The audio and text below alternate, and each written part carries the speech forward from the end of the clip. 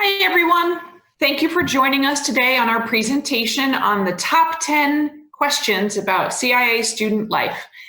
My name is Rachel Birchwood, Associate Vice President at the Culinary Institute of America, and I'm happy to meet you all virtually today. Before we begin, I wanted to go over some housekeeping items for the presentation. This presentation is mainly geared towards our accepted students for this fall. But if you're watching and you're an applicant or you have an interest in attending CIA in the future, please feel free to join us, and this will be very helpful information for you too. This will give you a head start on what to expect as an accepted student at CIA. As the world's premier culinary college and leader in the food and hospitality industry, we can't wait to host you on our amazing campus. But for today, we're committed to providing you with helpful information specifically for accepted students. Today, we are joined by two very special guests, Dr. J.J. Manley, Associate Dean of Campus Life and Student Development, and Katie Luscher, one of our current CIA students.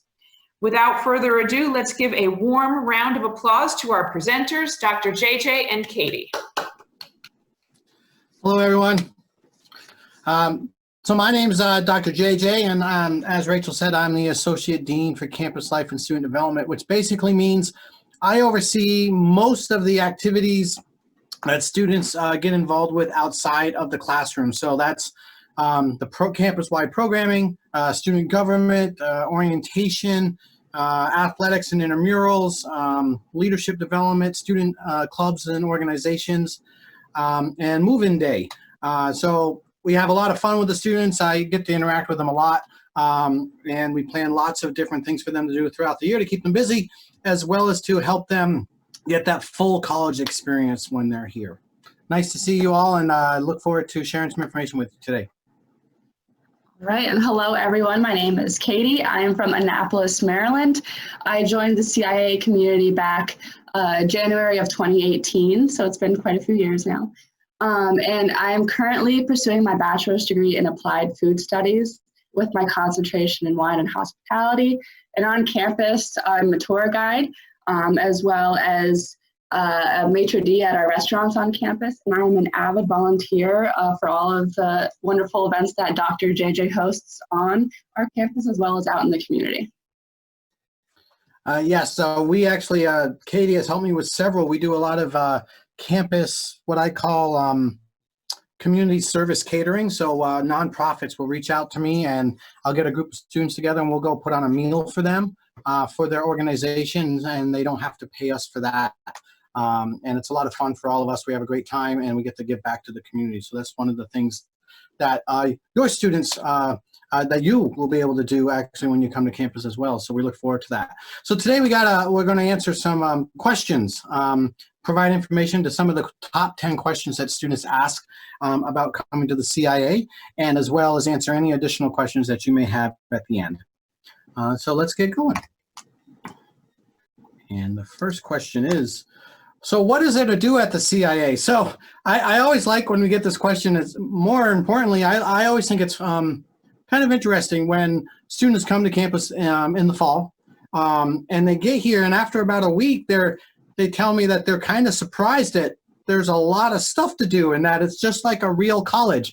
I'm not sure why they were thinking it wasn't like a real college or what that means, but we have all the activities that you may find at other colleges that your friends maybe tell you about. I mean, we do, we have athletic competitions, we have varsity level athletic teams, we do intramurals, we do karaoke, which is huge on this campus. We do karaoke about once a month, and we fill up our egg, which is kind of what we call the campus living room, with between 300 to 400 people every time. We do bingo, we have comedians, we do, of course, cook-offs, which probably does make us a little unique compared to most schools. So we have several cook-offs during the year that students can take part in. We do community events like the PB&J, where we make 3,500 peanut butter and jelly sandwiches for our local food pantries and homeless shelters every year.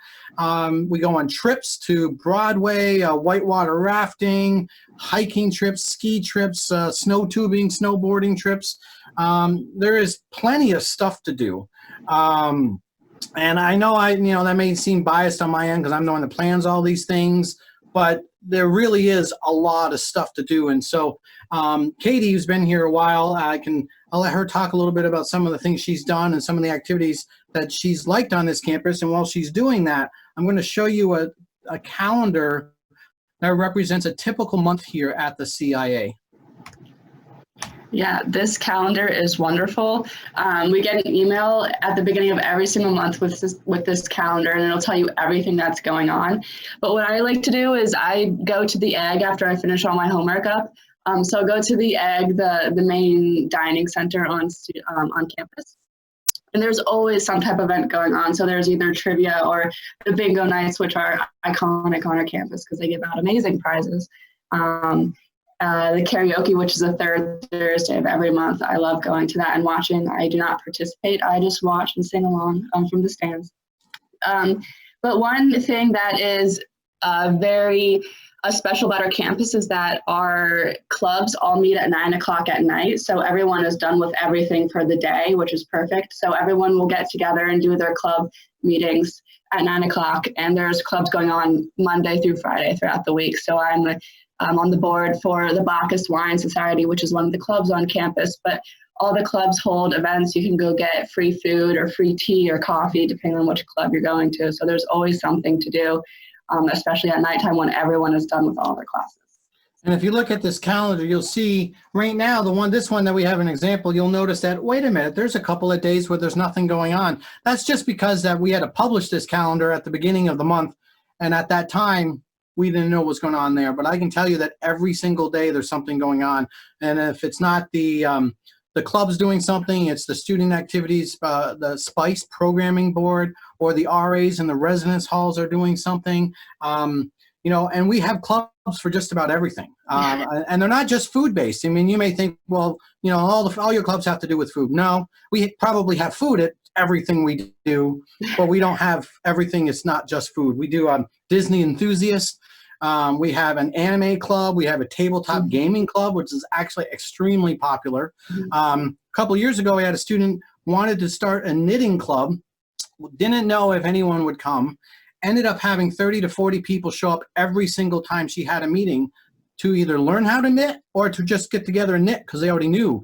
I always tell students that if it's something you're thinking about doing, there's probably other people thinking about doing it, and they're just waiting for someone to step up and start a club. So if you can't find one that we have, we'll help you start one. So there's always something going on.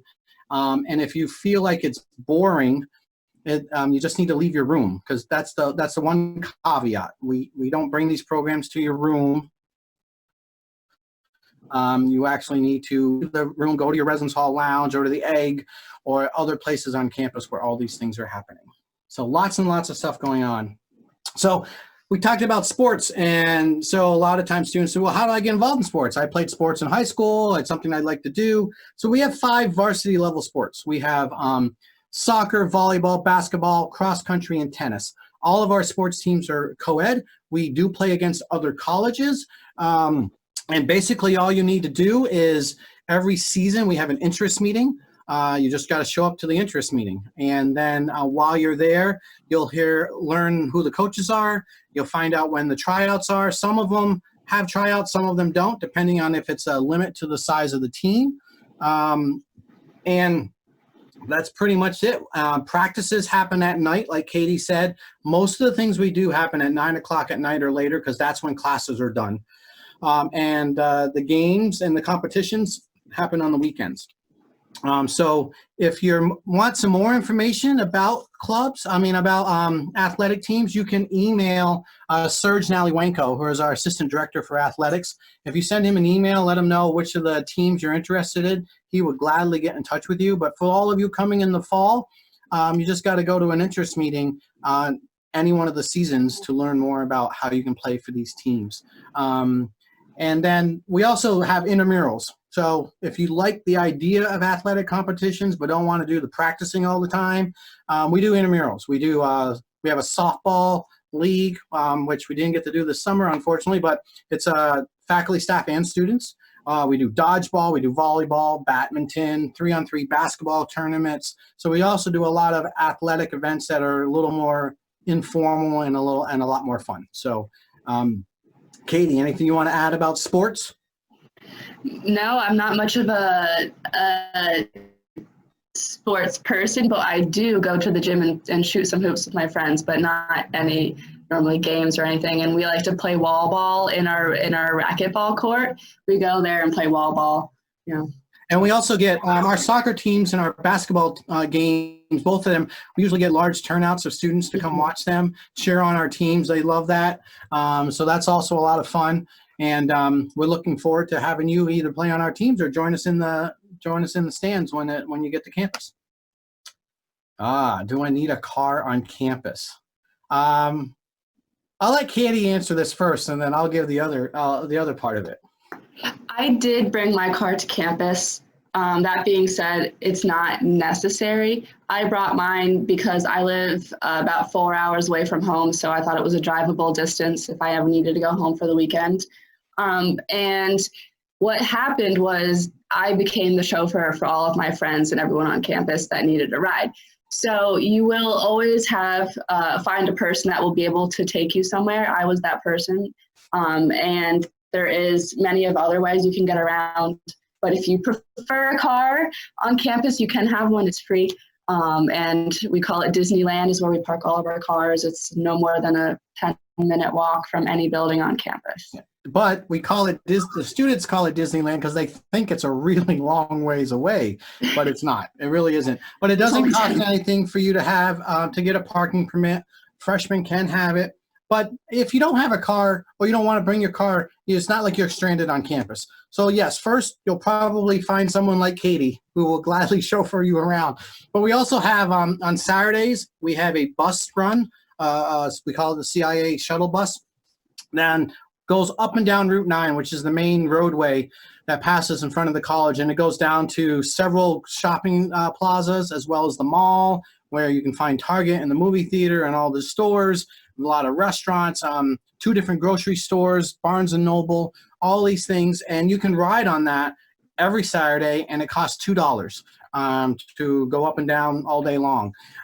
We also have zip cars on campus. So if you're 18 years old and have a driver's license, you're eligible to take part in the zip card program, which will give you a special rate because it's the CIA college student rate. And I believe it's around, I think it's $8 an hour. You can rent a car, and that includes the cost of gas and insurance. So you don't have to worry about filling up the car. You don't have to worry about insurance for the car because it's all included. So we have 5 of those zip cars on campus, and those are very popular with students. A lot of times a group of friends will get together and get one for the day, and so you can do that as well. During the nicer weather, we have bikes on campus that students can borrow from the Student Rec Center. And they use those to go along a lot of the rail trails or bike trails that are in the area, as well as riding right up to a Stop and Shop, which is a grocery store, maybe a half mile from the school. So there's lots of ways to get around if you don't bring your car to campus. All right, Katie, what's the next one? When is orientation? So this year we're going to be doing a lot of virtual orientations throughout the summer. You know, we're hoping to do orientations in person, of course, but obviously with the situation going on right now, we can't do that. Excuse me. But we're very excited that during the month of July, we're going to have a lot of these activities and virtual opportunities for you to meet more people, meet more students, get to learn a lot more about the stuff that's going on and the stuff we're preparing for the fall. So I hope that you will take care to join us during all of those, because I think they'll be a lot of fun. And then one of the things you can think about, Katie actually was one of our orientation leaders for Green and Gold last summer. And it's a lot of fun. We get to meet everyone. So we're going to do the same thing, just online, pretty much. Mm-hmm. Right? Campus safety measures. So we get a lot of questions about this. I'm going to have Katie answer this from a student perspective as far as what she thinks about the safety on campus.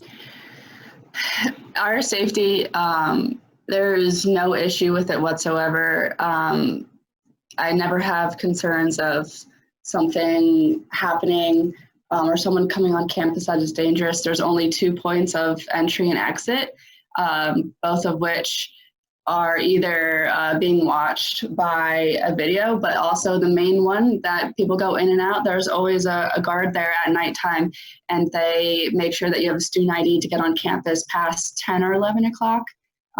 So it's always ensuring that no one on campus isn't there for any other reason other than being a student or a family or a visitor. And they have all those blue lights around campus that you might see, the blue light phone system, every few yards. So, I mean, you can go up to it if you need help immediately. But our classes, some of our classes end around 9 o'clock at night, 8:30 o'clock at night. And I've never felt unsafe walking back at nighttime from the main building to my dorm. It's always a straight shot back home, and there's always blue lights along the pathway home.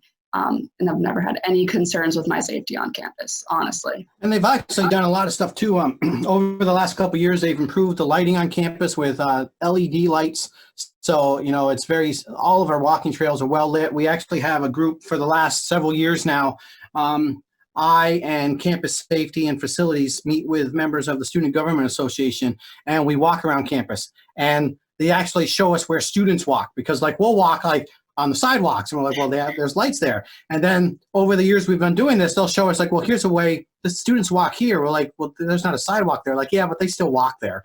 And so we put lights there because we're like, well, students are walking there at night, then we need to have lights. So it's very well lit. Campus safety's here 24/7. They do foot patrols, they do vehicle patrols during the nice weather, they do bike patrols. They'll go through the residence halls. The residence halls are locked 24/7, as Katie said, so no one can get into the residence halls unless they live there with their ID.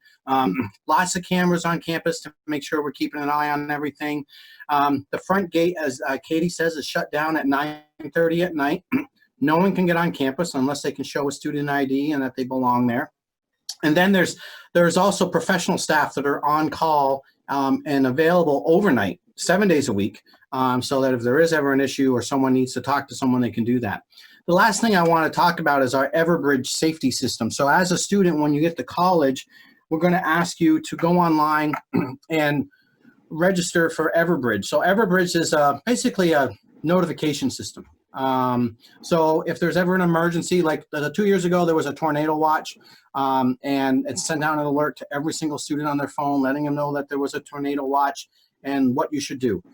It's also the way that students find out if classes are canceled because of winter weather. And you always know the students who don't sign up for Everbridge because they end up showing up for class. At 5:30 in the morning. At 5:30 in the morning. And they're like, where's everybody? You're like, well, we canceled classes. Yeah. And they're like, I didn't know that. And that's when we find out they didn't use the Everbridge system. But that's also a way that we can, when there's emergencies, we had some students that went to Japan a couple years ago, and there was a big storm there. Everbridge allowed us to communicate with them, make sure they were safe, and give them information they needed to know for that situation. So that's also something that it doesn't cost anything.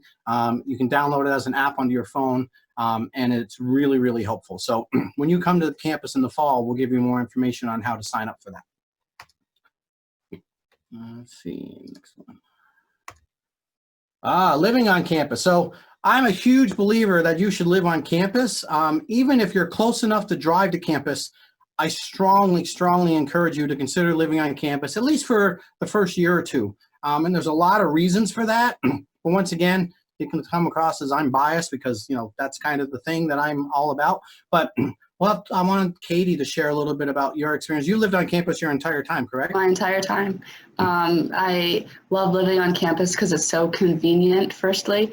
And it really truly immerses you into the CIA community, because you're going to walk up and down from dorm hall to the egg or to classes, and you're going to pass the same faces all the time. And those are the people that are going to become your greatest friends on campus, and what they're going to be doing is living in the dorm halls with you. And it's a great way to be able to take more time to sleep in if you want to get to class at a great time. I recommend living on campus because you don't have to deal with traffic or anything. You can sleep in an extra 15 minutes, and you can walk straight from your dorm to classes. And also all of the events that are happening inside the dorm halls or inside our rec center. So all of the RAs will be hosting events in the dorm. So all you have to do is walk up from your bedroom down to the lounge area and get that free food, free ice cream, or meet out and hang out with your friends, or play video games with the community TV in there, or have a family meal and cook with your friends without having to pay for your own electricity. So, I mean, I think it's a really great way to make friends, because everyone who is living in the dorm with you is going through the same exact program as you are and are going to be your friends throughout the whole entire time.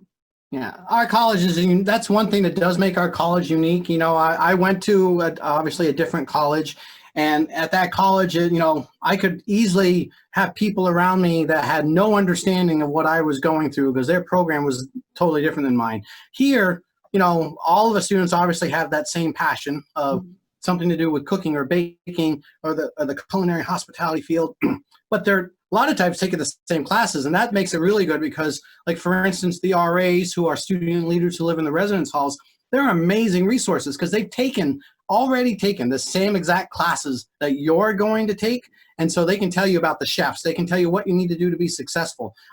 They know about wines, which is probably the one class that everyone on this campus is always like, I gotta take wines. But living on campus gives you easier access to all of that. All the things we're talking about, tutoring services, learning strategies, going to events, all that stuff's available if you commute. And we're not saying that if you don't commute, you can't do this stuff. We're just saying it makes it a lot easier. It's a lot easier if you want to do a study group at 9 o'clock at night. You'll walk right down in your pajamas to your lounge and have a study group rather than like, oh, I got to drive back to home, or I'm at home, now I got to drive back to campus. And for some people, that can be the wall, so to speak, that keeps them from getting involved because they're like, I'm at home.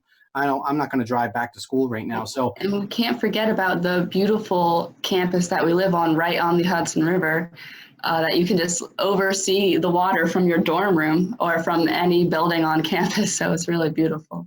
Yeah, it is. And when the weather's nice, you know, in the fall and the spring right now, I mean, the campus is gorgeous. And so when you're living on campus, you'll see a lot of students taking advantage of just walking around campus.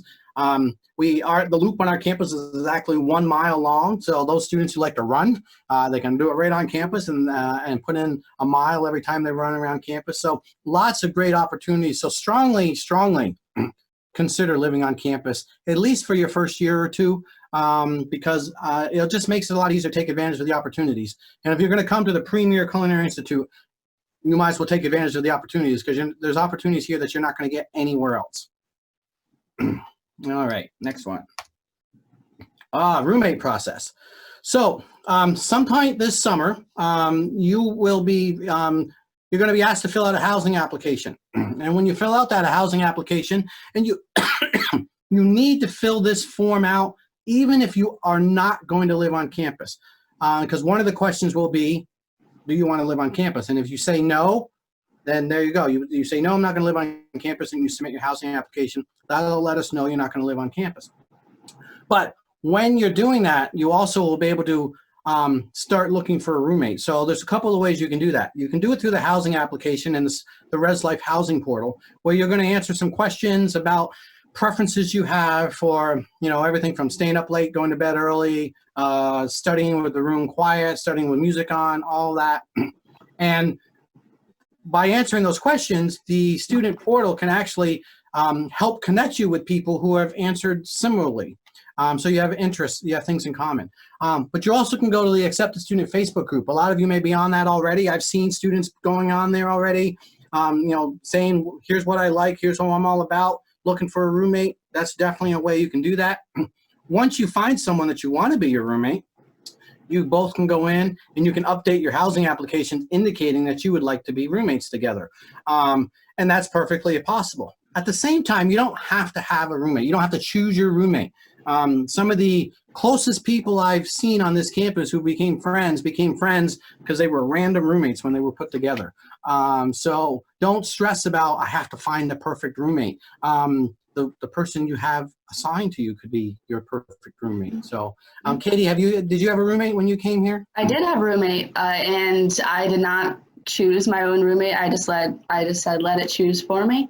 And so it was a random roommate, and it worked out wonderfully. We had similar interests, and we became really close friends. And then our friends became friends, and we became the hangout room where all 7 of them or 8 of them would be in the room at the same time. So it did work out well, and you get to kind of learn more about yourself as well. But it's nice having someone with you that you can just talk to, going through the same exact thing as you are again.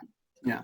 And if you're coming to campus and you maybe know someone that's already coming to campus, I still encourage you to maybe think about having a random roommate, because the benefit is you're coming with someone you know. So there you go. Boom. You already got a friend, right? But then if you get a roommate, there's someone else you might know, meet, and then that expands your friend group. And then, like Katie said, that person's friends become your friends, and you get to know, because in our industry, it's all about networking. The more people you know, the better. So I would encourage you that if you're coming with someone you know, request to live in the same residence hall, but don't necessarily be roommates, because this way it helps you branch out, helps you meet more people. So consider about thinking about that. So a lot of times we have students asking us what's in the residence hall rooms.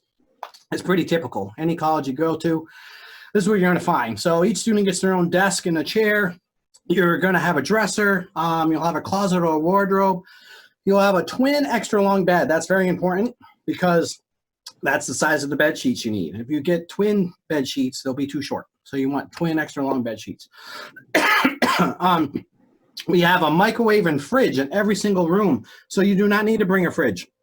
You're not allowed to bring a fridge or a microwave, because we provide them in your room, which is nice, because then you don't have to worry about lugging that back and forth in your car. Every room has air conditioning and heat. High-speed Wi-Fi everywhere, free laundry, which is extremely important, because as Katie can tell you, you need to keep those whites white. And students do a lot of laundry at this campus. There's lounges in every, Katie talked about this, lounges in every residence hall. That's where a lot of programming happens.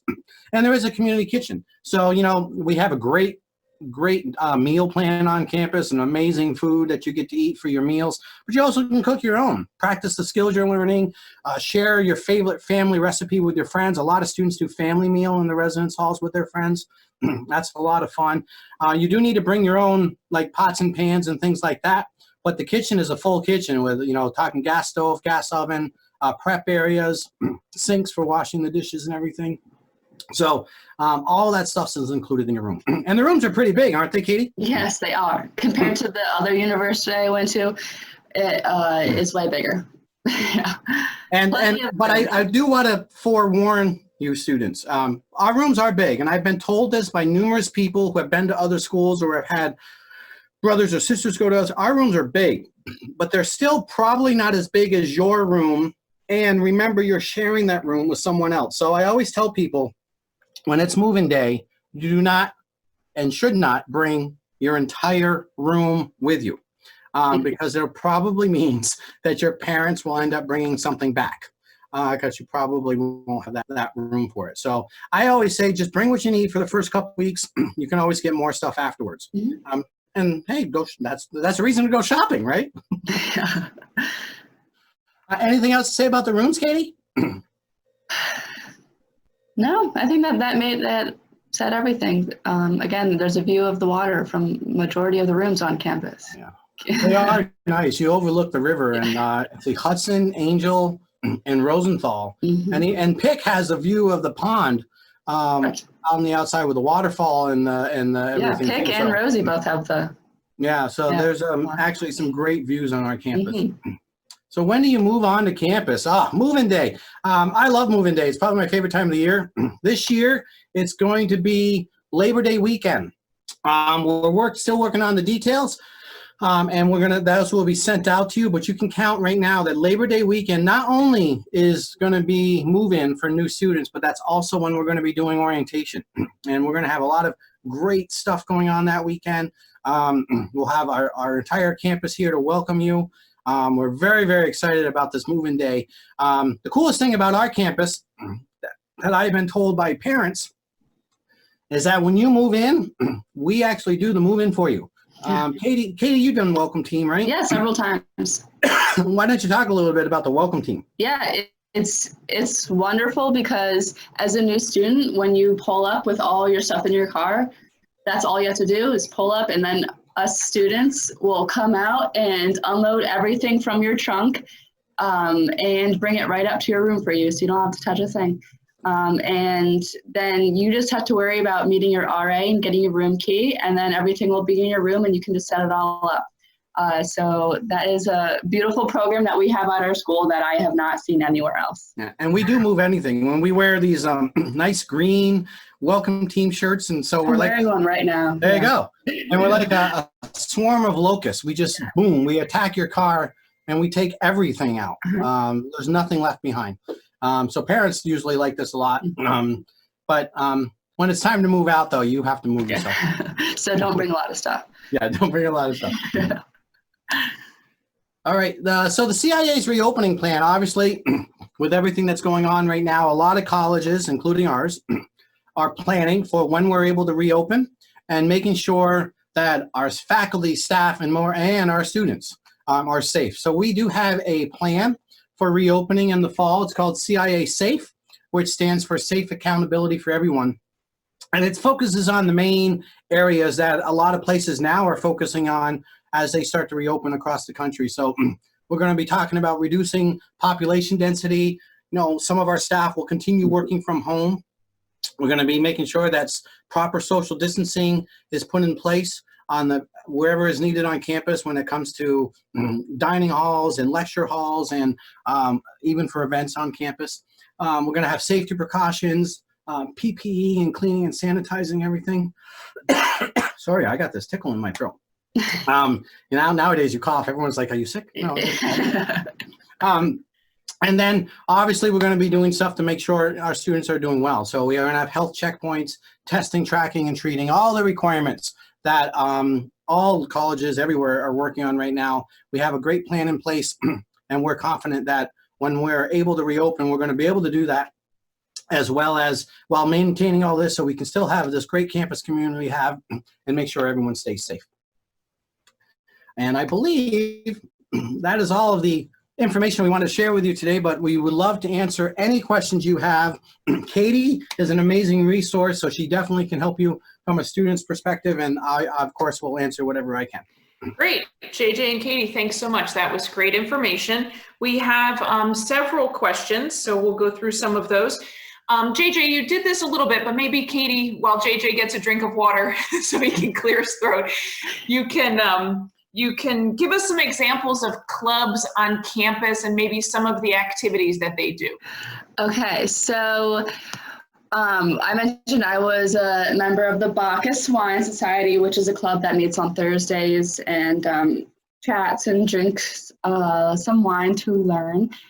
There are clubs like Tabletop Gaming Club, where they have all different types of games that they play. There is Anime Club, there is Tea Club, which hosts events, and they bring tea to those events, and everyone can just drink tea, which is great. There's Coffee Club if you're into coffee.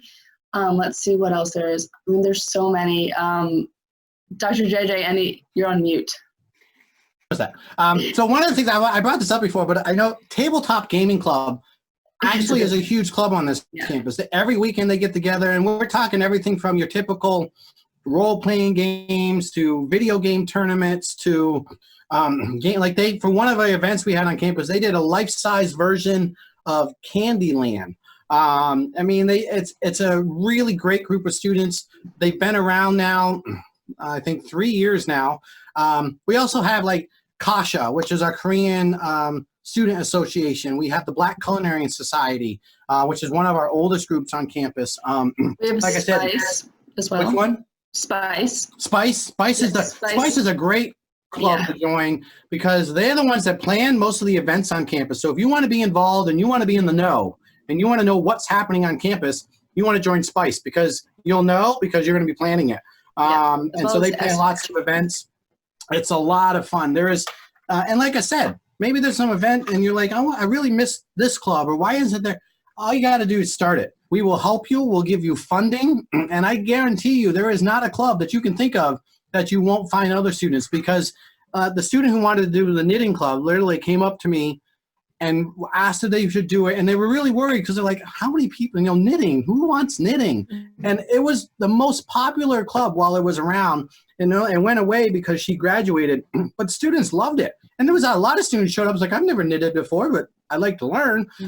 So I guarantee you that if there's a club that you're thinking about, we can probably help you start it. Yeah. Great. JJ, kind of alongside that, there's a question about whether there is a fee to use our recreation facilities on campus for students. There is no fee. So we have an amazing fitness area on campus. So we have a full basketball court with 4 basketball nets. We have an indoor track, the 2 racquetball courts that Katie talked about. We have a cardio room with the bikes and the treadmills and the Stairmasters and the rowing machines. We have a weight room. We have a group fitness room where we do Zumba classes and yoga. We have a full-size pool that is an amazing pool. And all of that stuff is free for any student who goes, whether you're a commuter or living on campus. And we're open a lot. Last year, our hours were 6 a.m. Monday through Friday, 6 a.m. to 11 o'clock at night. And then we're open on the weekends as well. It doesn't cost you anything. The only things that cost is the shuttle bus. If we do trips, there's a nominal fee, not a lot. For instance, Lion King, we brought students to see the Lion King on Broadway, and I think they paid $45.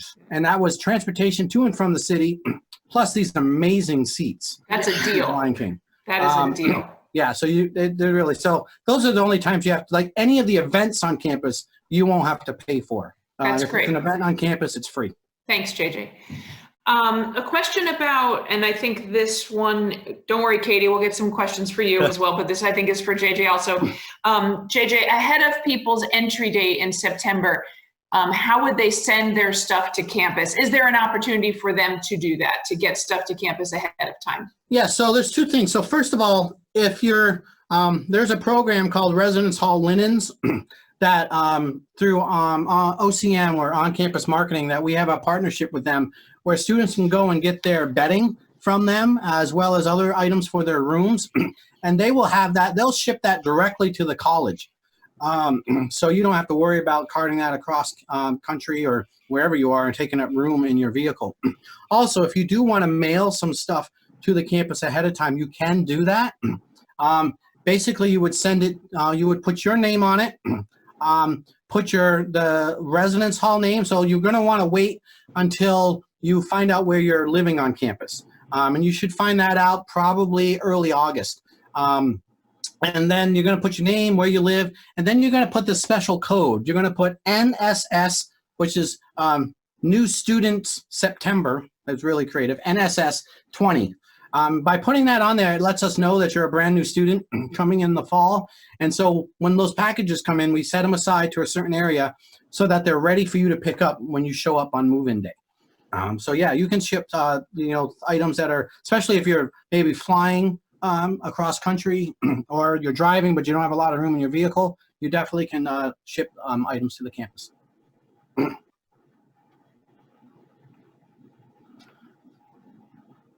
Sorry, I was muted for a second there. For Katie, a question about whether there is a preferred computer for students to purchase when they're on campus. And then a little bit about printing. Do you need a printer? Do you use the printers on campus? How does that work? Okay. Yep. For a computer on campus, I recommend any type of laptop as long as it is Microsoft Word compatible. Now, we do have a way we can get free Microsoft Word as a student, so you can do that. You can get assistance through IT services at school if you need that. But any laptop will be perfect, anything that you can write papers on. Let's see, as far as printing goes, I did have a printer for my first 2 semesters, and then I realized I really didn't need one, and so I didn't bring it back when I came back after externship or for my bachelor's degree, because I just started printing all of my papers at our library, and then also in some residence halls, they might have a printer there. So the one I lived in, we had a printer right downstairs, so I utilized that one. It's only 7 cents to print 1 page. And you can use your card to purchase that. So I just use the printers around campus if you do not want to bring a printer with you. Yeah. And you actually just, you can actually get the entire Microsoft Office package free as a student. So that's Excel, Word, PowerPoint. And so that's a great resource that, because that can cost you a couple $100 and you don't have to worry about it. If you have a computer that is a Mac computer where you have pages, what your teacher will just recommend is you to change it to a PDF before you submit it, because they might open it up on a Word compatible computer. Got it. The only issue. That's good advice. This is probably a question primarily for Katie about dress code. Mm-hmm. So when students aren't wearing, JJ, you could chime in too if you have information, but when students aren't wearing their chef whites, what is the dress code? Right. So if you are going to any of your classes that aren't kitchen classes, so if you're going to nutrition class or professionalisms class, you should be in what we call business casual. For females, what I do, I wear like black pants and a nice shirt. For males, you can wear nice pants and a nice button-up shirt or a polo shirt. You do not have to wear a full jacket if you don't want to. If you wish, that is also okay. But anything that looks like you would go to an interview in, essentially. If you're just going to the Egg, if you're going to the rec center, or if you're just walking around campus and not going to a classroom, you can wear absolutely whatever you want. Pajamas, sweatpants. Yeah, and as well as anytime you go into Roth Hall, if you're going to Roth Hall to eat, because a lot of our production kitchens are in Roth Hall, and you will eat a lot of your meals through there, you do have to be in dress code anytime. Basically, Roth Hall and McCann. McCann's the other academic building. So those are the two buildings that you always have to be in dress code. Library, don't need to be in dress code. Like Katie said, the Egg, Student Rec Center, don't have to be in dress code. Walking around campus, don't have to be in dress code. But when you go into Roth Hall, that's real, because we have a lot of guests there. You have to remember, we have visitors come to our campus all the time, and they're coming to see you. And they love seeing you in your chef whites or dressed up in the business casual, because, you're representing the industry. So we got to make sure we're putting our best foot forward when it comes to stuff like that. But all those other times, and SRC and the Egg, we call it the students' living room, because really, we'll have students show up in pajamas. You name it. It's very comfy for them. So especially the fireplace lounge that's off of the Egg. A lot of students like being there in the winter to curl up next to the fireplace and read or do their homework or just hang out with friends. Yeah.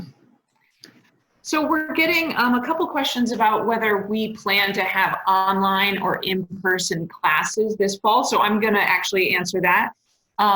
So our students currently are taking online classes. Katie's currently doing online classwork, but we are planning for in-person classes on campus this fall. And I know a bunch of people who are with us today may not be from the state of New York. So it's sometimes if you're not from New York, you don't know where we are within New York State. So I know there has been a ton of coverage in the media about New York City, but just so everyone has a sense, we are actually 100 miles above New York City, essentially. So, sometimes there's just confusion about where we are within the proximity of New York.